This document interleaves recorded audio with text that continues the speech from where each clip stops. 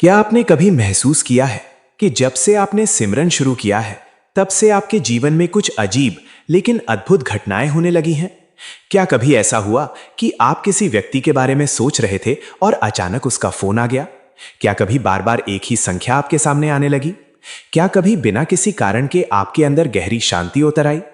अगर ऐसा हुआ है तो संभव है कि ये कोई संयोग नहीं है, ये यूनिवर्स के संकेत हो सकते हैं।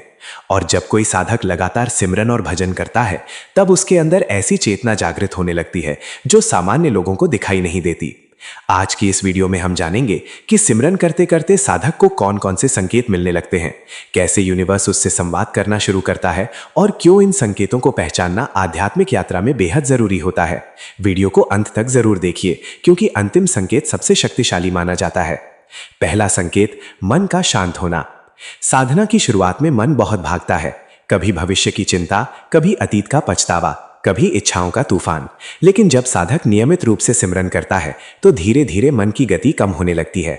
जिस बात पर पहले घंटों तनाव होता था अब वही बात कुछ मिनटों में समाप्त हो जाती है। बाहरी परिस्थितियां पहले जैसी ही रहती हैं लेकिन अंदर एक अजीब सी स्थिरता पैदा हो जाती है। ये पहला संकेत है कि आपकी चेतना ऊंचे स्तर की ओर बढ़ रही है। दूसरा संकेत, बार बार एक जैसी संख्याएं दिखना। बहुत से साधकों ने अनुभव किया है कि उन्हें बार बार 1111, 222, 444 या अन्य समान संख्याएं दिखाई देने लगती हैं। सुबह मोबाइल खोलो वही संख्या, गाड़ी का नंबर वही संख्या, किसी बिल की राशि फिर वही संख्या। आध्यात्मिक दृष्टिकोण से इसे जागृति का संकेत माना जाता है।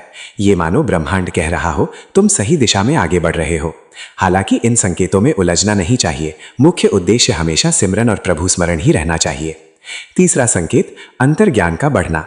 पहले निर्णय लेने में बहुत भ्रम होता था लेकिन अब भीतर से कोई आवाज सही मार्ग दिखाने लगती है।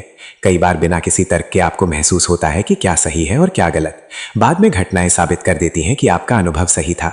ये अंतर्ज्ञान की शक्ति है। जब मन शांत होता है तो आत्मा की आवाज सुनाई देने लगती है और यही आवाज साधक को आगे बढ़ाती है। चौथा संकेत, नकारात्मक लोगों और परिस्थितियों से दूरी। जैसे जैसे सिमरन गहरा होता है वैसे वैसे साधक की ऊर्जा बदलने लगती है। वो अनावश्यक बहसों से बचने लगता है, नकारात्मक वातावरण उसे भारी लगने लगता है। वो शांति, सत्य और सकारात्मकता की ओर आकर्षित होने लगता है। ये परिवर्तन स्वाभाविक होता है क्योंकि चेतना का स्तर बदल रहा होता है। पांचवा संकेत, सपनों में आध्यात्मिक अनुभव। कई साधकों को ऐसे सपने आने लगते हैं जो सामान्य नहीं होते। कभी प्रकाश दिखाई देता है, कभी किसी संत का दर्शन होता है, कभी ऐसा लगता है जैसे कोई अदृश्य शक्ति मार्गदर्शन कर रही है। हर सपना आध्यात्मिक नहीं होता लेकिन कुछ सपने इतने गहरे प्रभाव छोड़ते हैं कि जागने के बाद भी उनकी अनुभूति बनी रहती है। ये अनुभव संकेत दे सकते हैं कि आपकी अंतरात्मा सक्रिय हो रही है। छठा संकेत, अचानक मिलने वाली सुरक्षा।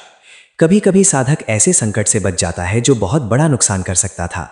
बाद में उसे महसूस होता है कि जैसे किसी अदृश्य शक्ति ने उसकी रक्षा की। ये अनुभव कई आध्यात्मिक यात्रियों ने साझा किया है। जब व्यक्ति सच्चे मन से प्रभु का स्मरण करता है तो उसके भीतर विश्वास पैदा होता है कि वो अकेला नहीं है। सातवां और सबसे शक्तिशाली संकेत, भीतर प्रेम का जागना।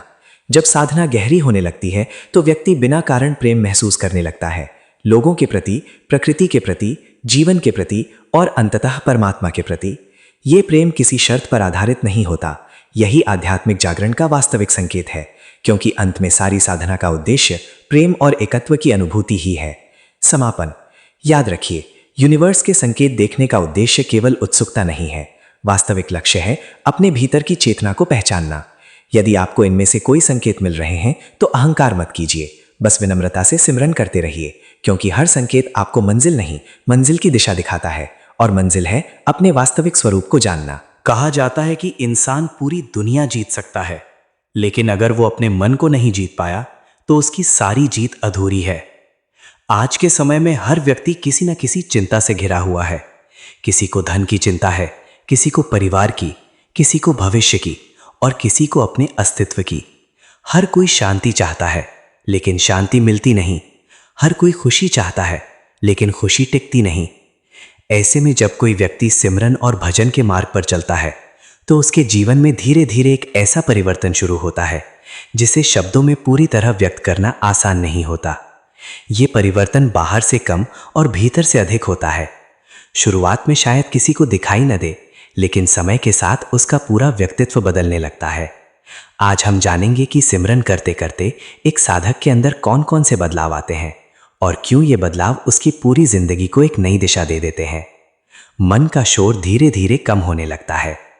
साधना की शुरुआत में मन बहुत भटकता है। कभी पुरानी बातें याद आती हैं, कभी भविष्य की चिंता घेर लेती है, कभी इच्छाएं परेशान करती हैं और कभी डर।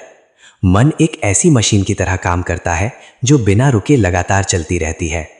लेकिन जब साधक रोजाना सिमरन करता है तो धीरे धीरे मन की गति बदलने लगती है। विचार आते तो हैं, लेकिन उनका प्रभाव कम होने लगता है।